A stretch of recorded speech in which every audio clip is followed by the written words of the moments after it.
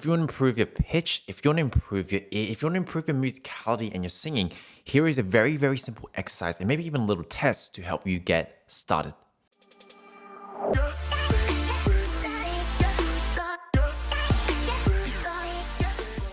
Hey everyone, my name is Ivan and welcome to the Singing Simply show where we aim to just demystify singing for you because, let's face it, learning to sing can feel confusing.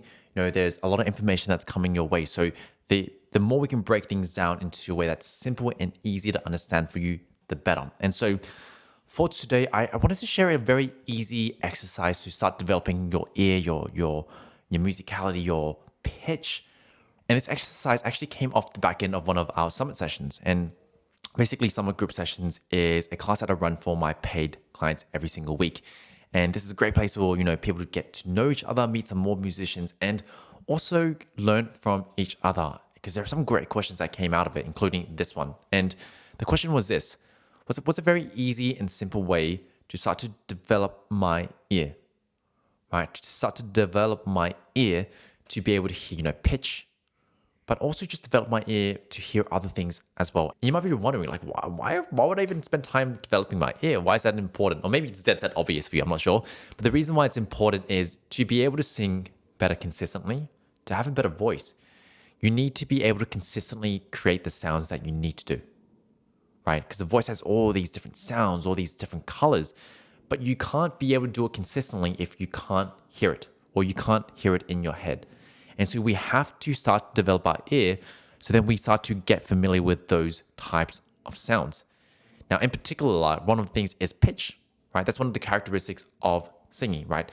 Being able to decipher pitch as well. And so I want to quickly dive in and I want to share some of the thinking behind this exercise and also share the exercise as well. So here's the thinking behind the exercise, right? Over the past couple of years, coaching people and teaching people, I've discovered that, most people are actually quite capable of hearing pitch. Even though they might come in and they might be like, oh, I'm tone deaf. I've always struggled singing on key or on pitch, but most people are actually capable of hearing the pitch. There are, maybe it's like an intonation, maybe it's like a range challenge, maybe they just need to train their voice. But from a hearing side, right, most people can usually hear the right pitch. What often gets in the way, though, is when we start working with unfamiliar sounds, when we start increasing the speed, often we get into a place of information overload. And one thing that happens to a lot of people is we often confuse tone with pitch. We often confuse tone or timbre for pitch. Because yes, they all make up the sound, but they're slightly two different concepts. And that can often confuse us as singers. And I know this is true because, for example, sometimes when I am working with one of my clients, right? And let's say for the song Hallelujah, there's a part that goes like this. In the chorus, right? And when they're working through that and they're not really matching the pitch, one thing I'll do for them is I'll break it down on the piano. And sometimes it still doesn't work. They're trying to match it, but they're just completely off. Or maybe it's not completely, but slightly off. And the crazy thing that happens is sometimes I'll sing it for them.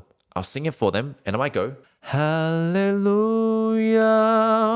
Hallelujah. I might sing it for them, right? And then they'll copy me. And the crazy thing is, even though then they didn't get it with a piano, when they copy me, they're almost like pitch perfect.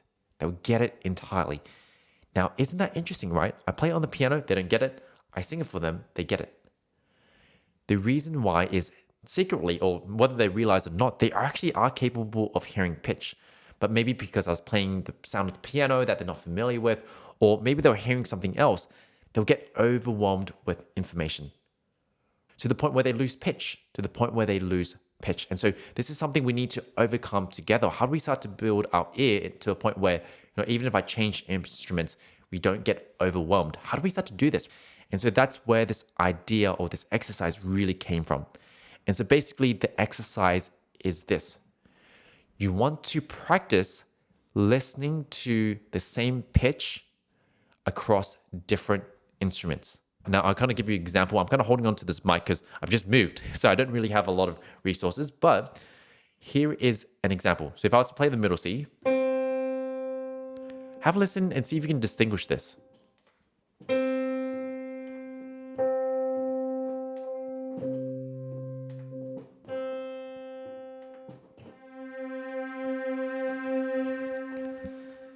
So I just played a couple notes. I mean, I've changed the instrument around, right? And the question I want you to ask yourself is, as you're listening to this, do they sound like they were all the same pitch, or were they different?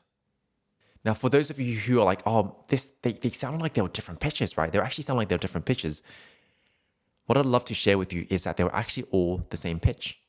They were all the same pitch. But maybe you might be confusing the quality, the timbre of the instrument for what the pitch actually is.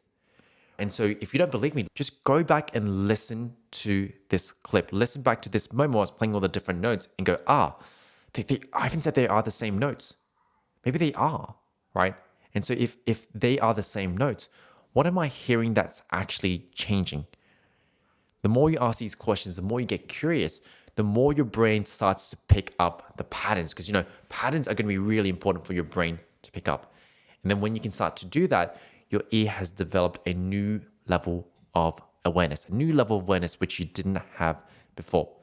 And so this is a little exercise you can play around with. And don't let me stop you here, right? You can even do it on different notes on the piano. You can start comparing to voices. The list is endless, but the idea or the principle is you want to be matching different. You want to be comparing the same pitch across different instruments. That's going to start to develop, your ear's ability to hear all the nuances, all those little parts of a sound.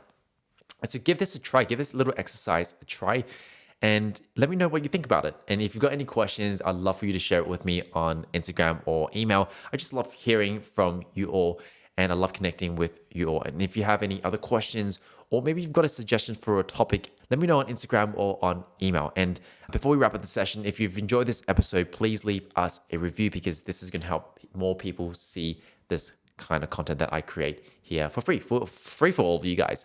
If that is cool with you, please leave a review, and I'll see you all next time, because remember, you are not your limitations. Take care.